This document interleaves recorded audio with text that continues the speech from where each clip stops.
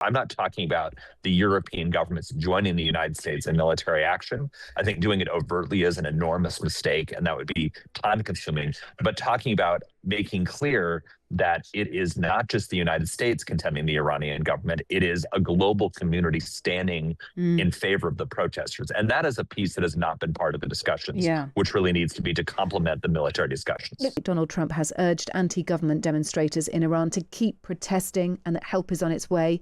It comes amid concerns the US will use military force in response to the killing of civilians, with thousands feared dead across the country. How do you interpret Donald Trump's words and the timing? Is he about to use military force, do you feel? But I think what we've learned about President Trump, he's highly unpredictable. Whether he's going to use military force or whether he's threatening to use military force, I think it's an open question right now.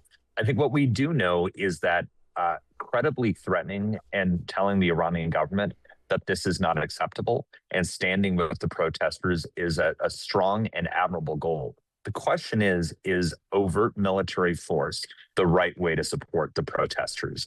And I think that's very unclear and probably likely not the right thing to be doing.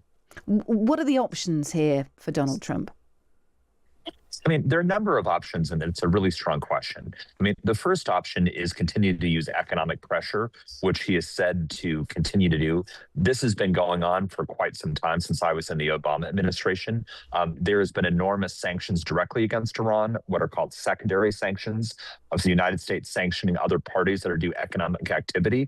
Continuing to do that, I think, is one of the strongest and the best things that can be done right now. The reason why a number of these protests are happening is because the sanctions have created this economic problem for the Iranian government, and that's exactly what we had. So that's one idea.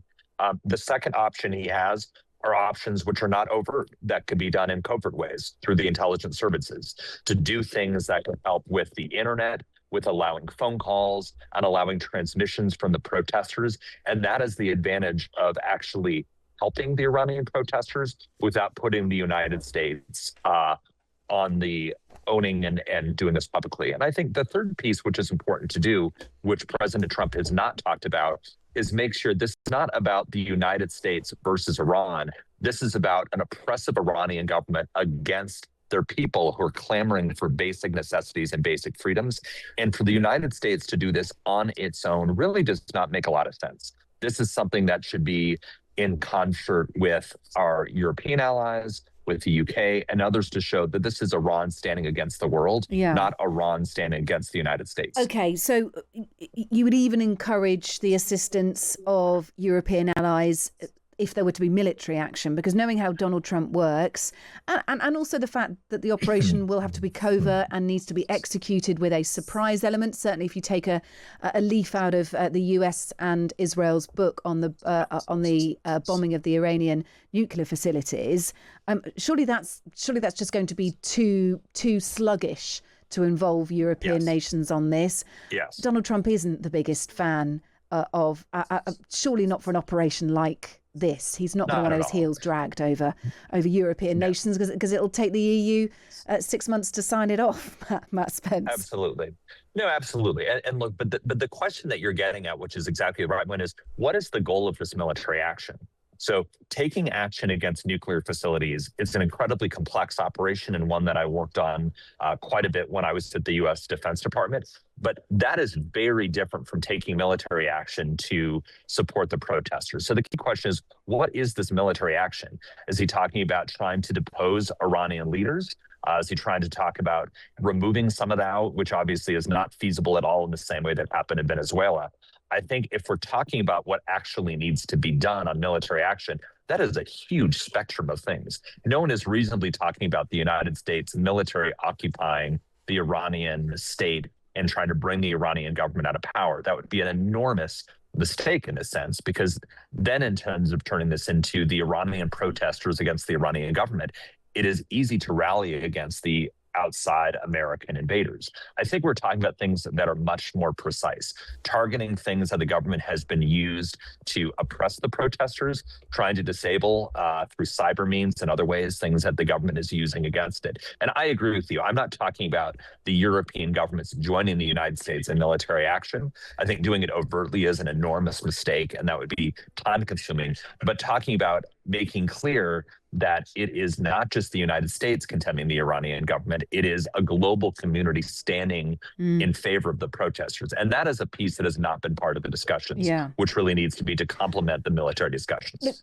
Taking a step back, just considering how vocal Donald Trump has been, if he doesn't take some serious visible action, he's going to be considered to have been grandstanding, which is cruel, which is heartless. If he's offering messages of hope, help is on the way, he tells Iranian protesters, that surely has to look visible. He's going to look a bit silly if he says, well, we have sorted it out through covert means. I don't get the impression that that's what Donald Trump is talking about here, and that is my own personal assessment. But you're right. It does feel like he's selling something bigger. He's warning against something bigger. So look, there's one of the axioms of geopolitics is great powers don't bluff. If you talk about taking action, you need to be prepared to actually follow through with the action. If you're called on your bluff, then your credible threat of doing something does not last. Donald Trump is not known for someone to hold back on his words. I think if I would be guessing, I think he's hoping that just the threat of taking action and doing this is enough to actually move them to do things. But again, the question of what action is required, whether it's covert actions or whether it is overt action, what precisely can be done to actually help the protesters and not create a distraction to move things away? That, I think, is the real question that needs to be answered, which I'm sure is being talked about in the Situation Room right now. I'm sure you're right on that. I mean, we discussed air or missile strikes against regime targets, perhaps at the Iranian leader yesterday. That would have to involve US and allied air bases in the Middle East. There's a question about whether Qatar, for example, would want to get involved in that. There is also the issue of Israel, which I don't think is being talked enough. They are a legitimate target, certainly according to the Iranian speaker the other day. They are being equally attributed with scathing comments from Iran.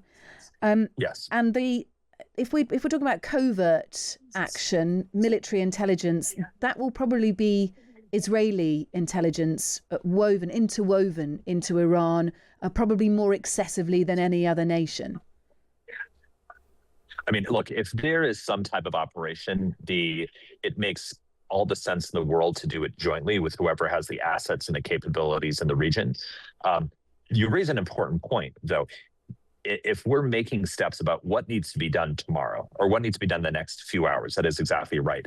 If there is any action taken against Iran, or frankly, even if the Iranian regime feels threatened just by these comments, they will strike out and they will attack both Israel, the American service members, which are in the region, other targets that we all share. So one step that needs to be taken right now is harden targets in the region. If we're reaching a crisis situation where the Iranian government is afraid that they are losing power, that they are in an existential crisis, the important step we need to take is not only to coordinating what we can do to support the protesters, but also to making sure that we are taking defensive measures for what the Iranian government may strike back.